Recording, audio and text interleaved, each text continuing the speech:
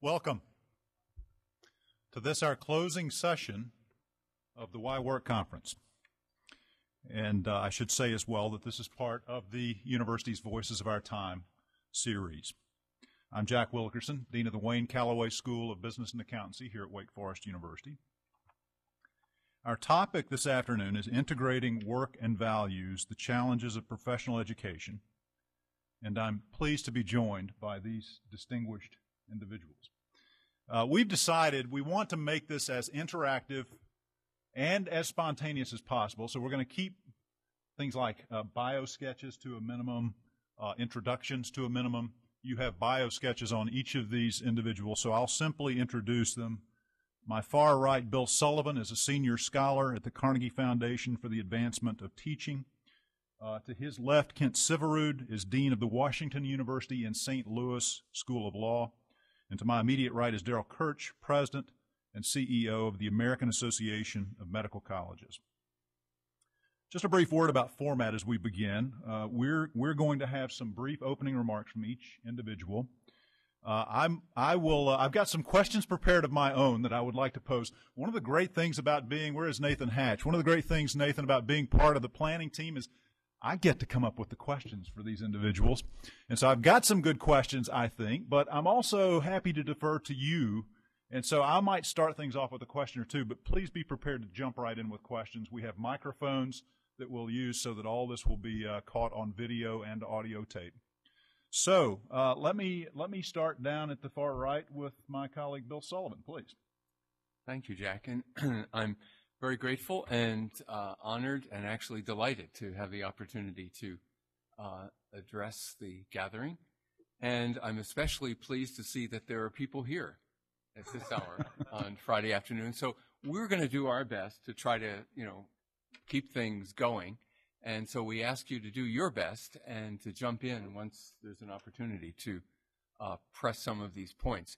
It's not really like being a cleanup hitter so much, I think, as it's more like what they do in those, Broadway shows where at the end they have a reprise and sort of all the favorite themes come back, that I have a feeling that this may be a bit like that. Someone this morning, I think it was my near namesake, Barry Sullivan, quoted the critic Joseph Epstein to say that, and this is a paraphrase, I didn't get the quote exactly, that it's easier to be a critic of morals as being like a writer, or we could say here an academic, than a lawyer, that is somebody who has to be a practitioner of high public moral standards all the time. In a similar way, I think it's easier to be a student of what goes on in professional education, which is how I would see myself, than like my two colleagues who are going to talk, who actually have the business, or in the business, of trying to make it work. So be aware that I'm going to be speaking from that somewhat outside perspective. And I'd like to start with a simple quotation, which is a profound idea that comes from the philosopher Alasdair MacIntyre, who some of you may have read or had experience of, whose work you may have had experience of. And MacIntyre wrote, I think, a very important line, which is when he said that every moral philosophy, and we could add here, I think, moral theology, implies a sociology. In other words, every set of moral ideals or ideas really requires and stands on, for its plausibility, some kind of social arrangements, of day-to-day actual connections among human beings. And the same, I think, is true for our topic this afternoon of professional life and professional education, and the relationship between professional education as part of the formation for professional life. So let me just say a couple of things, in effect, sociologically, to get us oriented. And the first one is to say that professions are institutions. Now, some of you have heard me say this earlier today, that this is one of the most difficult things for Americans to understand. And I say this as a student of American society for some decades, because we tend to think, as individuals, many of our highest and best ideals are about virtuous individuals. We're much more skittish about institutions, going all the way back to the founding of the nation, with great anxiety about large-scale organizations. But institutions, I want to say, are nonetheless fundamental to all forms of human life, including American life. And they're important for three ways. That institutions are, first of all, cognitive entities. That is to say, they define for the people who live in them what's real. If you think about our enormous interest today in the family, it's a very good illustration of this, that we have a lot of debates, in fact, in today's public realm about what a real family is. That's a debate that's framed and shaped entirely because of our deep formation within the institution of the family as we have known it. Historians will tell us that today's family doesn't look a lot like families of a century or two ago. The biggest change that's happened in the family recently is the equality between the genders, something which you would not find in discussions of the family merely a century ago or perhaps even 50 years ago. So family is one example. What is a real family? That's a debate about the nature of an institution. Notice that many of us get some of our most profound sense of identity, meaning, and purpose precisely through our participation in that institution as parents, children, siblings, and so on. But secondly, institutions are normative. That is to say, they also lay down notions not only of what's real, but also of what is right, of what's ideal even.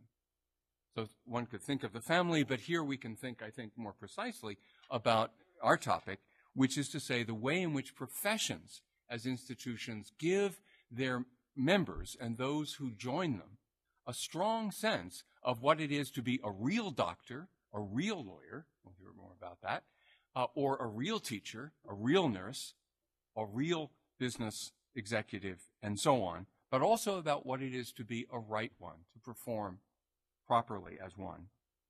But then third, and this is how institutions differ from mere ideas, institutions are also regulative. That is to say, there are sanctions that individuals face when they oppose the normative or the cognitive dimensions of the institution. If someone, in fact, is seen by the other members of the family as not a good or right husband, father, child, sibling, there are very likely to be consequences.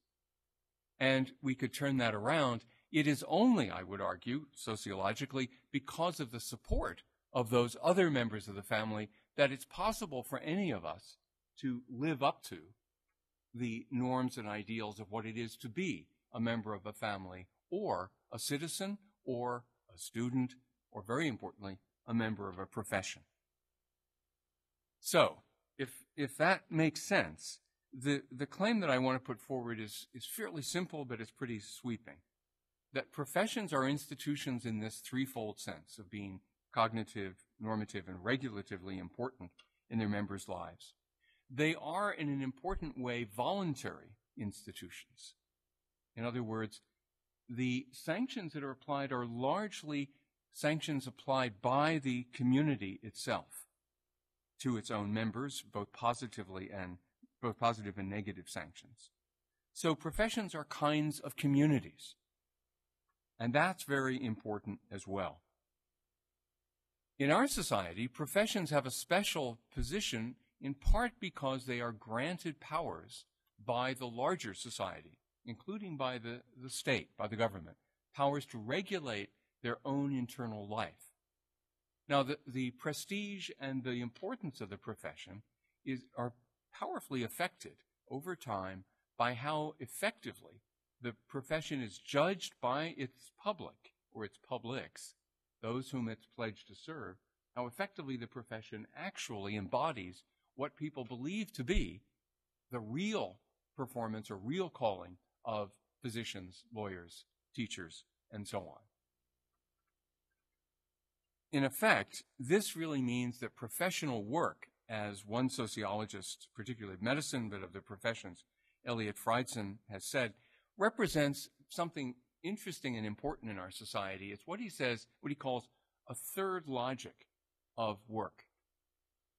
And the way Friedson sets it up is to say that most of the institutions we live in our society, public institutions, are governed by either entrepreneurial or bureaucratic norms.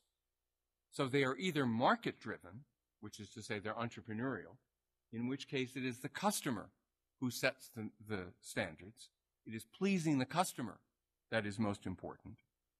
Or they are driven by what we would call bureaucratic norms, which is to say they're driven by norms of reliability and predictability. You don't want the Department of Motor Vehicles, if that's what it's called in North Carolina, to be capricious, and you certainly don't want the clerks you deal with to exercise a lot of judgment as to whether they should give you a license or not.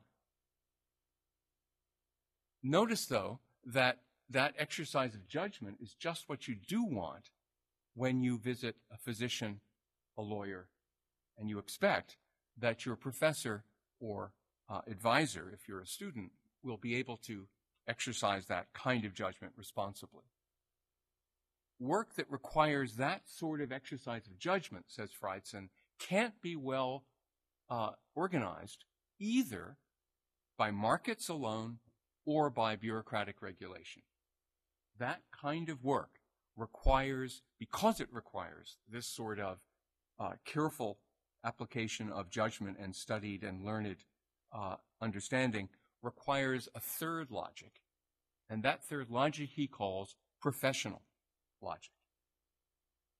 So professional work, then, he says, is a very recognizable kind of work in our society, and it favors neither markets nor bureaucracies, but what he calls a collegial kind of organizations.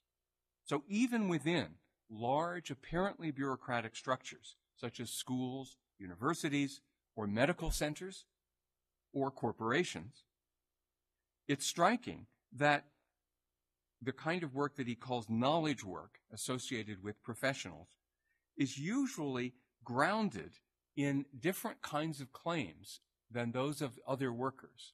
That is to say, what constitutes the special quality of professional work is that it's grounded in claims to having knowledge and skill that require discretionary judgment in their application. And so there is, in many of these organizations, he notes, a continuing need to allow a realm of freedom and autonomy for professional workers, which very often, frankly, is not given to other classes of workers. And Freidson notes that this is not largely out of the charity of the people who run these larger organizations, but because of their sense that they've got to do that if they want the high-quality professional work to be produced.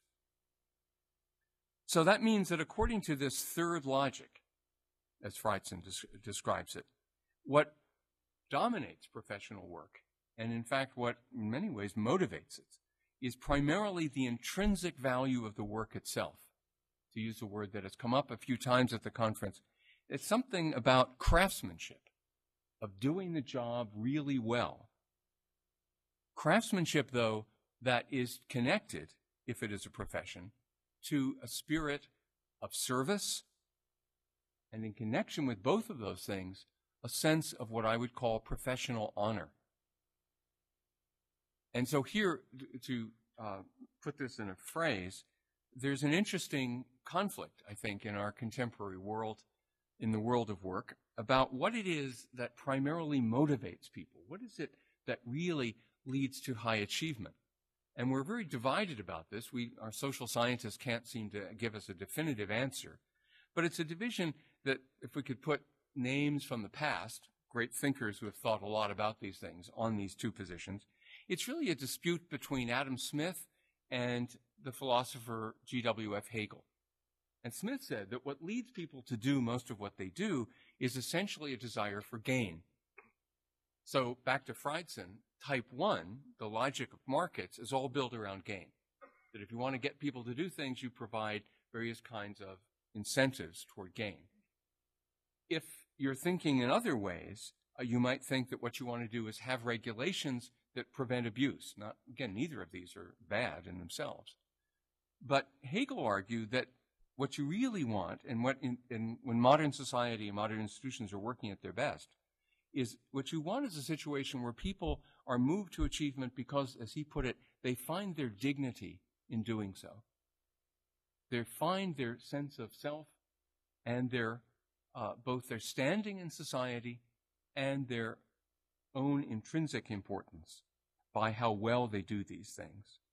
And so in that sense, professional work is a model of good work. It's a model, I would argue, and have argued in things I've written, that we would do well if we could design our other institutions, so to speak, to extend this model of work where it doesn't exist today.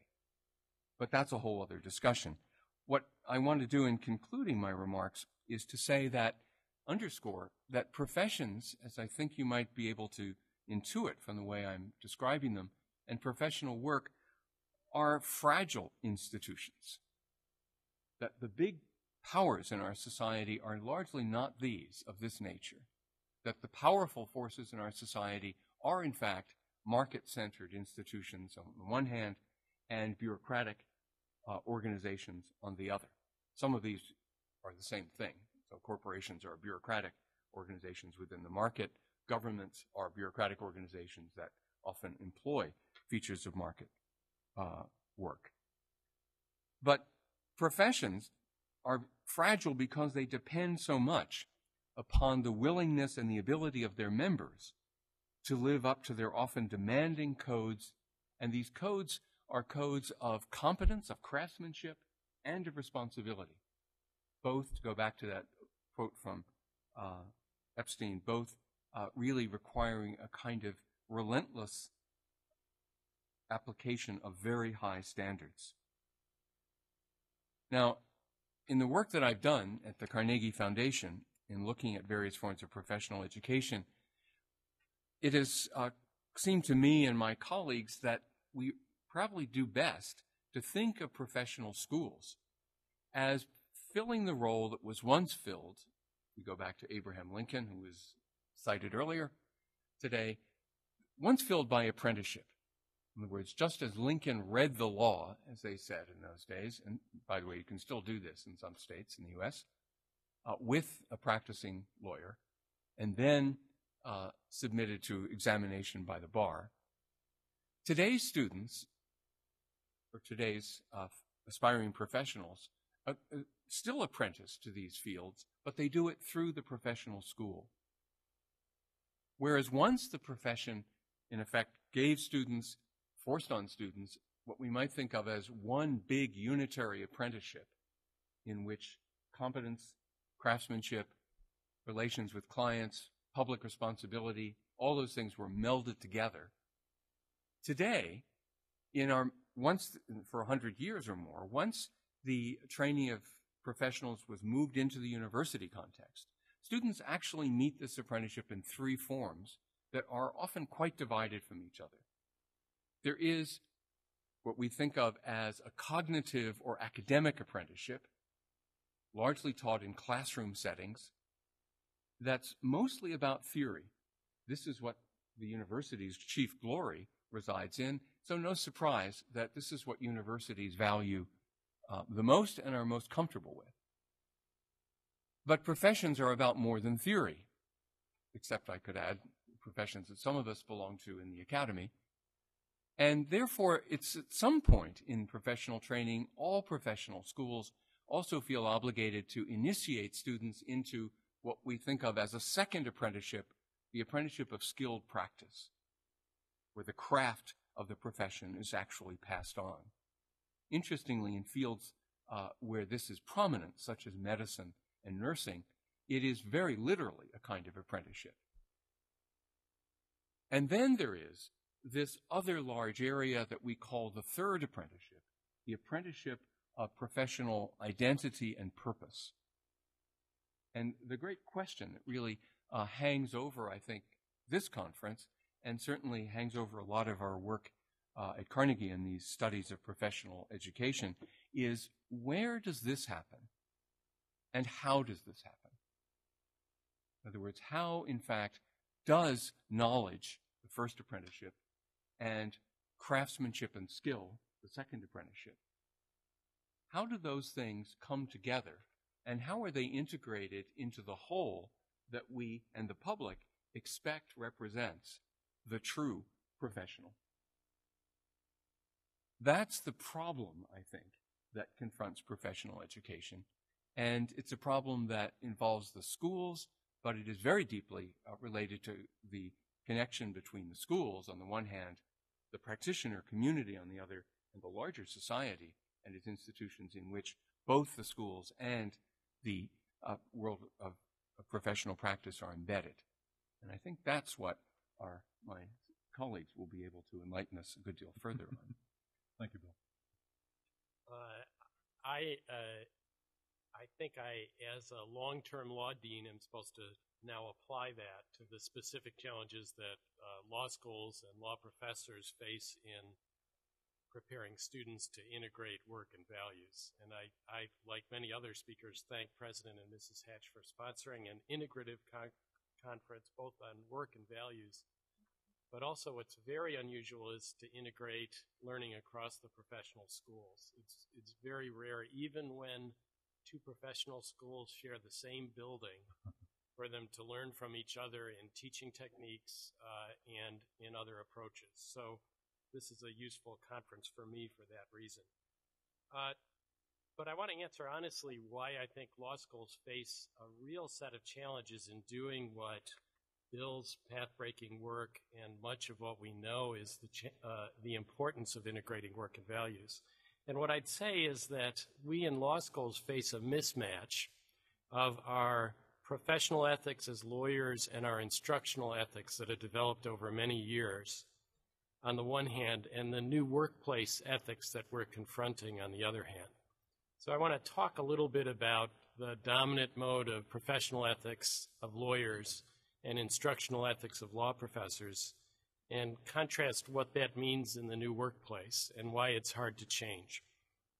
In terms of professional ethics, we're dominated in law by adversarial ethics, by the notion that a lawyer's duty is to zealously represent her client within the limits of the law, a dominant view that truth, in other words, the lawyer's duty is to the client first, not to the truth. The truth will emerge instead from two zealous adversaries presenting their competing and opposing versions of truth for some neutral fact finder to choose among. Adversary ethics originates in trial procedure, but for those of us who teach litigation, has come to dominate across the litigation process, including in parts of the process that are non-adversarial in most of the world. And it also is a paradigm for legal representation in other contexts. And it's reflected in rules of ethics for lawyers that apply not just in the litigation context. Rules of conflict of interest, of confidentiality, and to some degree responsibilities to public and the profession when they conflict with desires of clients. Adversary ethics, I want to point out, is selfless. We started this conference with some laments about the center of attention student who thinks it's all about me and then enters a profession where it's all about something else or someone else. Well, legal ethics is all not about you. It's about your client and what your client needs. And that's desirable and indeed noble, as people have said earlier today. But there is a great pitfall or peril in it that law students and lawyers will lose themselves in passionate advocacy of their client's interest and forget that they might actually have some responsibility for what interests the client is choosing to advance, and having some responsibility for someone other than the client. And you routinely see this as a law professor if you are paying attention to your students' moral development. I teach negotiation extensively. I'll be teaching 80 students negotiation starting at 8 o'clock tomorrow morning. And I teach it by videotaping them at first, all of them doing the same exercise, and then showing the videotapes.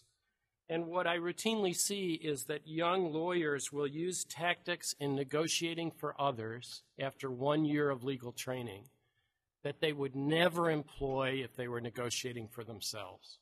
Okay, that is the role morality that they're doing it on behalf of their client can be liberating to use tactics and values that on their own behalf and their family or their community they would find abhorrent. For example, a large fraction of the students I videotape knowingly lie on videotape, knowing they're being videotaped. And I can prove this empirically over many years. And that doesn't mean my students are awful people or characterless. It means that adversary ethics can be troubling if you don't teach well the constraints. So that's the adversary ethics. Our instructional ethics in law schools. We teach people how to become lawyers historically by the first year or longer of Socratic questioning based on opinions of appellate courts. Our instructional ethics emphasizes teaching students how to think and how to think through one-on-one hierarchical questioning using an odd subset of text, and that odd subset is the rare dispute that produces a lucid appellate opinion. That's what we teach from. For more than 30 years in law schools, we've been trying to enrich this still dominant instructional paradigm on how to think by methods that teach skills and values in other ways, that teach lawyers how to choose, that teach them how to serve through listening and through mediating and through counseling and through problem solving. And Bill Sullivan's path-breaking work with the Carnegie Foundation, if it's taught me one thing, it's how robust and resistant legal education is to change from the model of the Socratic method that so many law students experience in the first year. One reason our adversarial ethic and our instructional ethics in law developed and have succeeded and persisted and been robust for so many years is that they were matched by, or maybe a better word is they were constrained and complemented by the workplaces and communities in which most law graduates practiced. The workplace ethics that our graduates went into complemented and fulfilled or completed what was an incomplete legal education from our adversarial or our instructional ethic. And what I mean by that is two aspects of the instructional of the workplace that most law graduates went into when I attended law school in the past millennium, and the communities that we went into as graduates were, there was a mutual expectation of long-term employment. Both the employer and the employee, both the lawyer and the law firm or the government agency or the business expected that the person, the lawyer that worked for them, would be there for a long time. And because it was a mutual expectation of being there for a long time, that affected your behavior and your values. And second, there was an expectation that the lawyer would have a full-time spouse at home to take care of family, home, and community to a significant degree. When those two things were true, when there was a mutual expectation of long-term employment and a full-time spouse to help with balance, as referred to earlier, some things followed. First of all, adversary ethics, deeply ingrained in law school, would be practically constrained when a lawyer is deeply embedded for the long term in an employer and in a community where long-term relationships matter. Adversary ethics would not be taken to their extreme because of the likelihood of significant ongoing interactions with the people at work and outside work in which you were involved. The second thing that happened is that law schools could count on employers to invest heavily in lawyers, to teach them skills and values. Law schools could count that, it'd be the employer that would mentor you in how to work well with others, how to work well in teams, how to do all the things that a Socratic dialogue does not inculcate. And finally, a lawyer could pretend to have a work-life balance by delegating much of the life and all of the work at home to the spouse, okay? Those things just aren't true anymore. I think that's obvious to you all. They're not true anymore. Those workplaces, that world is gone. My students realistically expect to change jobs many times. It's very common for me right now to talk to a student who graduated just last May who's already looking for the next opportunity. It's very common for me to talk to students who've been laid off for jobs on short notice just because of an economic change. Similarly, employers viewing lawyers as short-term or likely shorter-term employees are less likely and more pressured not to invest in long-term in their employees as lawyers, particularly not in mentoring and training in skills and values. And finally, a vast majority of the students I teach today are going to marry other lawyers. Okay, so they're not going to have the spouse at home that provides the workplace balance. Instead, both of them are going to be balancing in the way we describe. So that means the challenge for me as a dean is we have to teach students now not just how to think, but also how to choose. And how to choose not based on the narrow client of the moment, but across a career and across a profession. And quite frankly, there are real perils in trying to teach young lawyers how to choose that do not exist when you're trying to teach them how to think. And I just want to close with 3 of those perils that I've confronted as a dean. The first, it's a lot more expensive. Okay, the traditional Socratic method can be taught in large classes with one hierarchical figure pontificating from the front and posing the questions. Teaching people how to choose is often a one-on-one intense function that requires a lot more people and a lot more time away from research and other things on the part of the faculty member. We don't have a huge patient care operation that we can use to subsidize this. We're just schools, typically. Second, our current faculty are often not very good at teaching people how to choose. Okay, that's not what they expected to be doing.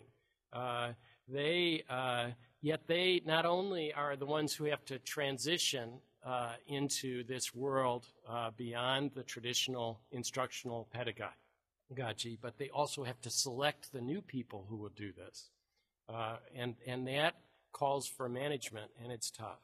And last, telling a group of faculty that they have a responsibility for helping people choose, balance work and values, and make other choices is dangerous because sometimes faculty have ideologies and views that make it troubling that they will be proselytizing in class for various points of view. Some of those ideologies are hostile to the very profession itself. Some of them are in teaching because they didn't like practicing law. Some of them are in teaching because they like the academic life and the research, not the tough professional choices and values that are involved in practice. And some of them have strong political views that a Socratic method may prevent from coming out in every class, but a course on values is hard to avoid making explicit and discussed. I'm not saying these are insurmountable, but you asked what the challenges are. Those are the main ones that I face. Thanks. Darrell. It's not only a great honor to be here, but it's also very reassuring to me because sometimes in your life you think you're the only profession that struggles with some issues. And what I hear coming across the panel here is just how much we have in common in the professions. But what I thought I'd do to lead off, though, is propose that there are a couple ways, 2 ways in which medicine is very different from, as nearly as I can tell, almost every other profession, and that lead to some interesting effects. One is, and I may be wrong about this, but is there another profession that has an oath that is virtually universally accepted, has been around for millennia, and sort of forms the core of the expressed values of the profession, the Hippocratic Oath? I mean, I guess there are oaths and creeds in statements of values in many professions, but everybody understands a kind of power to the Hippocratic Oath. Dean Applegate when he welcomes his first-year medical students, they do something called a white coat ceremony. And they not only administer the Hippocratic Oath, but they bring out all the symbols, including that powerful white coat that's placed over the shoulders of the student. And so this notion that not only the professional values exist, but they've been embodied in this creed that gets carried forward.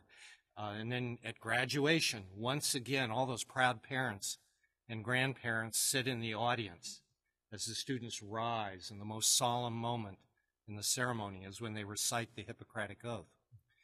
So that's been around for thousands of years, and it's really kind of a unique thing for the profession that it has the staying power that it does.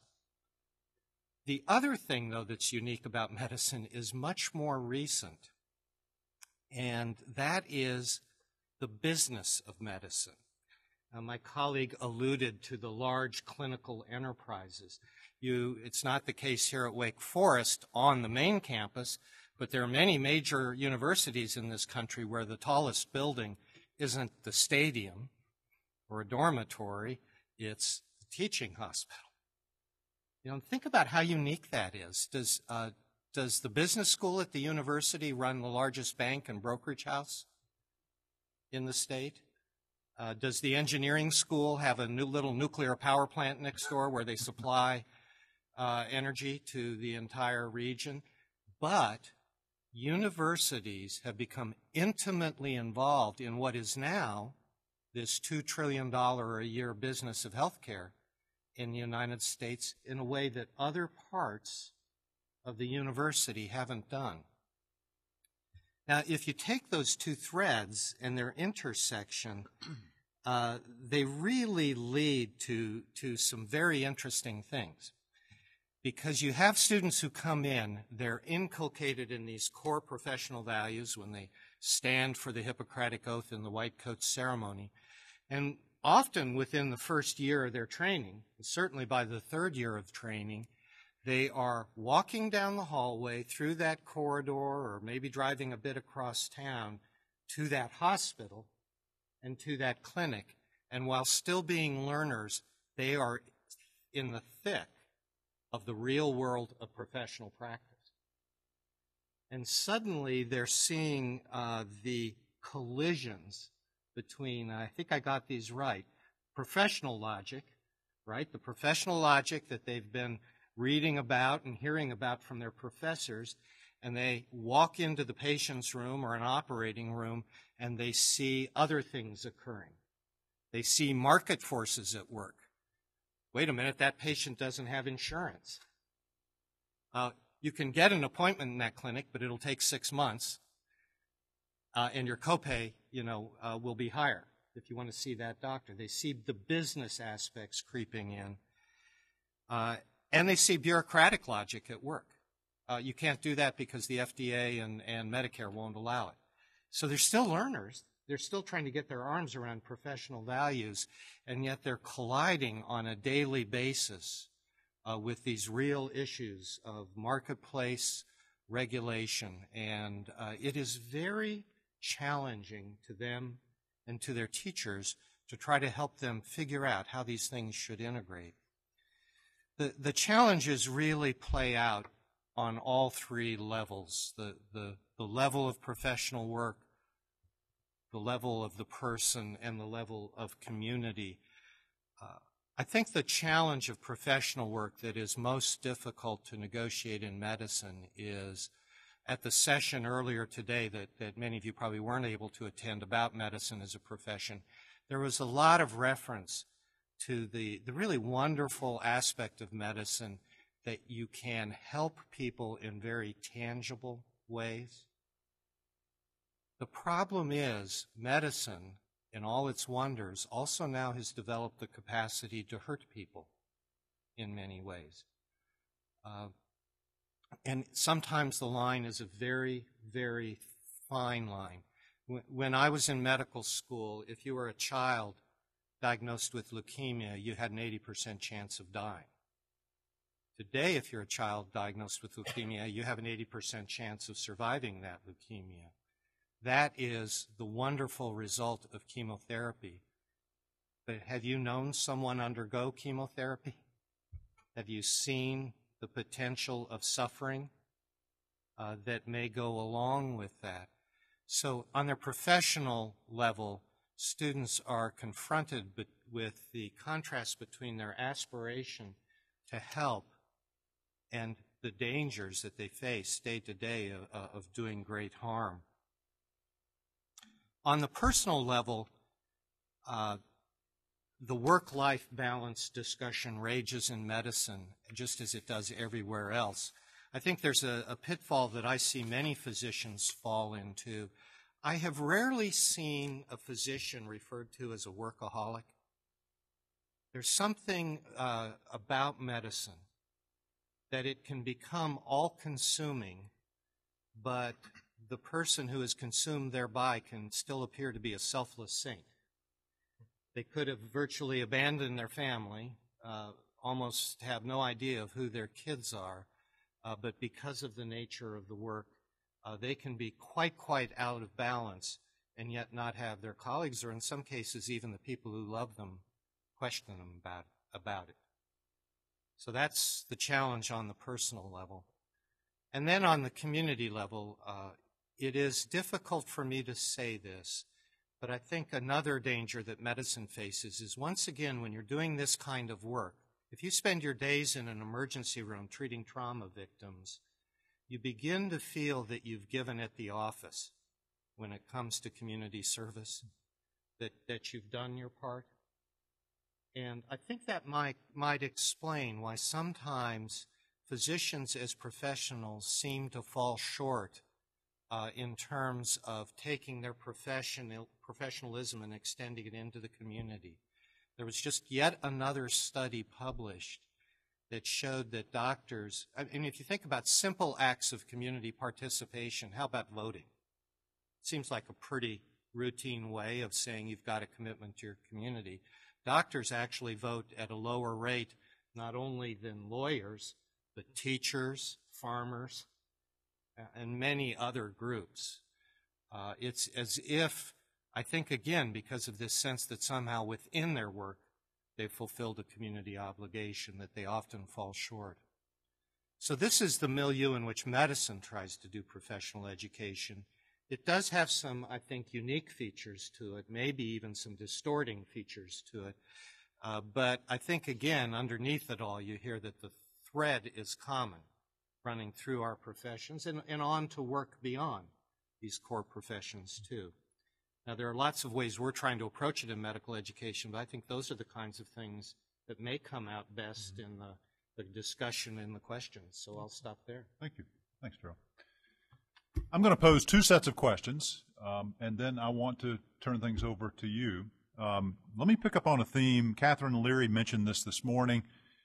Pick up on a theme from Bill Sullivan's remarks, that the professional ideal is that of doing good by doing professional work. A few years ago, we had ethicist William May here on the campus, and in his book, Beleaguered Rulers, he writes, the large-scale organizations for which professionals increasingly work in the U.S., and we've touched on that to an extent here, he cites hospitals, universities, law firms, accounting firms, corporations, and conglomerates substantially condition professional practice. So and this is a set of questions, so you can kind of pick and choose what you want to answer of these questions. But let me pose the set to you. I would ask our panelists to comment first on the implications, and you've heard a little of this already, but the implications of this large-scale organizational conditioning for professional practice in the U.S. From where you sit, is it a net negative, for instance, or a net positive? And then second, what role, if any, do we as professional school educators have in preparing our students specifically for professional practice in these large-scale organizations? Might there be a disconnect between the professions as we educators see them or wish they were and the realities of the professions our students will be entering? Do we professional school educators have a responsibility to socialize our students for the professions as they actually exist? Tall order, panelists. I guess I'd say that these large organizations as employers are not a net negative or a net positive. They're different. That large organizations have cultures and norms that can vary dramatically, and we have to teach our students to choose carefully an organizational structure and set of norms in which they can thrive. And we also have to teach them what to do if they find themselves within such a structure and they're confronting things that conflict with their basic values. I would hazard to say that I've taught students, I've taught 5,000 students. Several of them have gotten into deep ethical trouble, and usually it's because of the ethical norms of the institution they took employment with and feeling unable or unempowered to do something about it. And so I feel that imposes me some ethical obligation to talk through that challenge with all my students, so they have thought in advance what they will do in challenging situations. I recently read a book by, I think the author's name is Clotaire Rapaille, and the book is called The Culture Code. And he believes that you can look at organizations and institutions, in some cases societies, and you can identify, if you work hard, you can identify code words for that organization or that profession. And he actually wrote a monograph about healthcare. And he said, and he studied this with American focus groups, if you ask American focus groups enough questions, he says that you find out the code word for doctors is hero. Sounds pretty good. And then when he asked them about hospitals, he found out that the code word for Americans for hospitals is processing plant. And I don't know how many of you have been hospitalized recently, but it works for me. And so, if we're educating professionals to work in a venue, the hospital and the clinic, and the society that we're all supposed to be serving, both the professionals and the organizations, is feeling that they're being subjected to a processing plant, I think it becomes a moral imperative for the educators to help educate professionals who can change the culture of that organization so that it is perceived differently by the society that you're trying to serve. And I actually think my field, unfortunately, is at the epicenter of a huge American problem, which is a healthcare system in which we invest enormous resources. None of us are happy, and even the professionals are becoming disillusioned. And I think it's because of the disconnect between the professional trained to certain aspirations and a system fall far short. I think that sounds right to me. I mean, the only thing that I would add to that is that we don't often think of educators, particularly I think in higher education, as a kind of professional, which in fact we are. And one of the striking features in trying to understand professional education is how little attention, certainly many professional schools really pay to the conditions of practice. And I know this varies a lot in different fields at different times, but as a general norm, I think it's very difficult for the public to grasp that academics in professional schools are not only professors of law or medicine, but they are professors of law and professors of medicine or professors of business, and unconnected, so to speak. If the logic of if our institutions is allowed to run without interference, their focus is going to be more and more inward. It's going to be on advancing professional knowledge as they understand it, and advancing their careers as they need to. So I think what this really calls for is a much stronger set of ties between the profession and the segments of the profession that are in practice with the academy and with academic leadership that's really attuned to this as a particular problem, which, like the other things I'm afraid that we've been saying here, that's another tall order. But each of these does center, and this I think is certainly a theme that connects the law school and the business school, does center on questions about leadership and how you prepare leadership and develop and nurture leadership for these sorts of challenges, which we haven't really had to face, I think, to this degree before. One other set of questions, and then we'll take questions from the audience. We've heard David Brooks' recent column referenced on the rank-link imbalance. Let me just read a quote from that. "Every society," Brooks says, "produces its own distinct brand of social misfits. But our social structure seems to produce significant numbers of people with rank-link imbalances. That is to say, they have all the social skills required to improve their social rank, but none of the social skills that lead to genuine bonding. They are good at vertical relationships with mentors and bosses, but bad at horizontal relationships with friends and lovers." Brooks writes later in the column, "These individuals go into one of those fields like law, medicine, or politics, where a person's identity is defined by career rank." Here's the question, or the questions. First, to what extent do you tend to agree or disagree with Brooks that our distinct brand of social misfit, particularly within the professions represented here, is that of rank-link imbalance? Second, to the extent you find truth in his words, what do you see as the causes of this circumstance? And then third and finally, and probably most importantly, what might professional school educators do either through the admissions processes or through our educational and socialization processes to change the circumstance? And one of the things I'm thinking about, gentlemen, in our conversation a few days ago, we talked about the role that cognitive skill or cognitive development plays in the admissions and development process for most of our professions. And so I'd like to have you comment on that specifically as it relates to Brooks' comments about rank-link imbalance, please.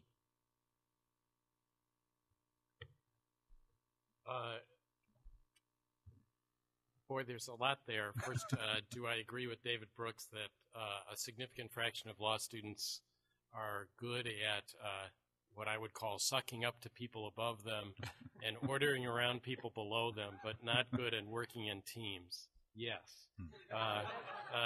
If you think about it, think about the stereotype of the debater for whom life has been triumphing by being number one in the debate tournament. But it's not a very good stereotype because debate is often done by teams. It's a good sign of teamwork. But nevertheless, the stereotype of the law student who has gotten into the elite law school by always being number one in the class or the A student in everything.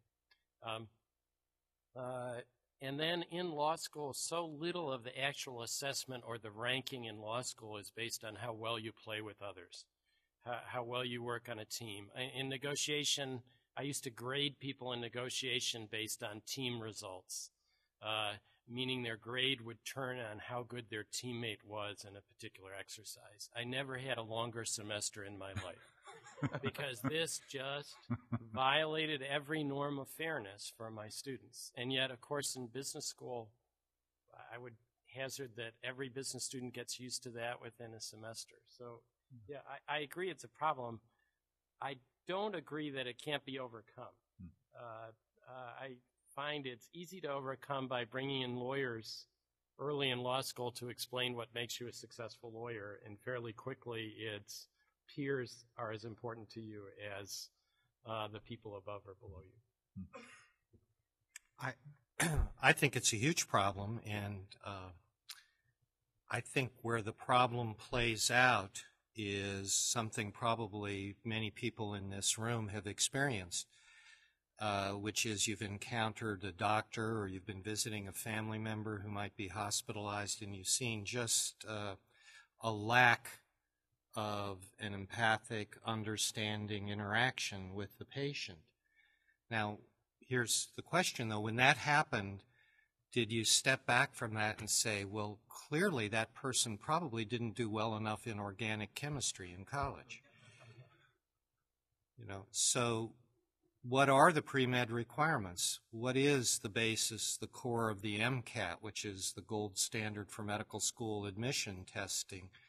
It's very heavily focused on scientific competence, but we haven't taken on the challenge of how do we more rigorously assess for those non-cognitive elements that at the end of the day, when we're the patient on the gurney, are going to be, we'll assume the person is smart and they learn the techniques and know the drugs. But what we're going to be craving at that point is relational capacity. And my own association, which happens to be responsible for the MCAT and also for the standardized medical school admission form, is looking very deeply at this. I think there are ways that we could much more rigorously assess these other elements. And I also think we could quite honestly cut aspiring doctors some slack. It really saddens me when I talk with a college student who says, you know, my passion would be to become a doctor, but I just don't think I could do well enough in physics, organic chemistry. That is a shame.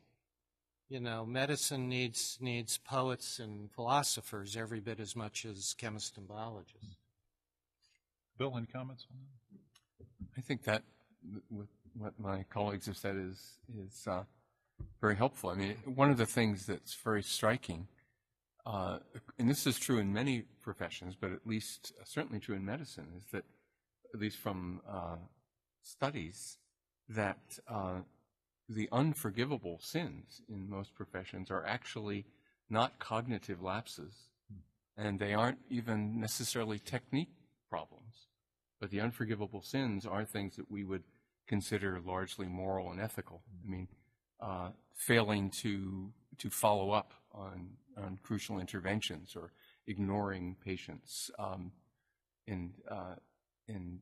certainly in medical training, that's one of the key, turns out to be one of the key indicators that there's something amiss, something is going to be amiss. So I think it's right, and that there is, I think, real progress today in some of the areas of assessment in being able to broaden beyond the very strictly cognitive. So I think it's really a question of how important that becomes. Mm-hmm. I would just say that the progress psychometrically is a long way from developing a part of the law school admission test that will reliably measure empathy or listening skills or observation skills, which are all key here.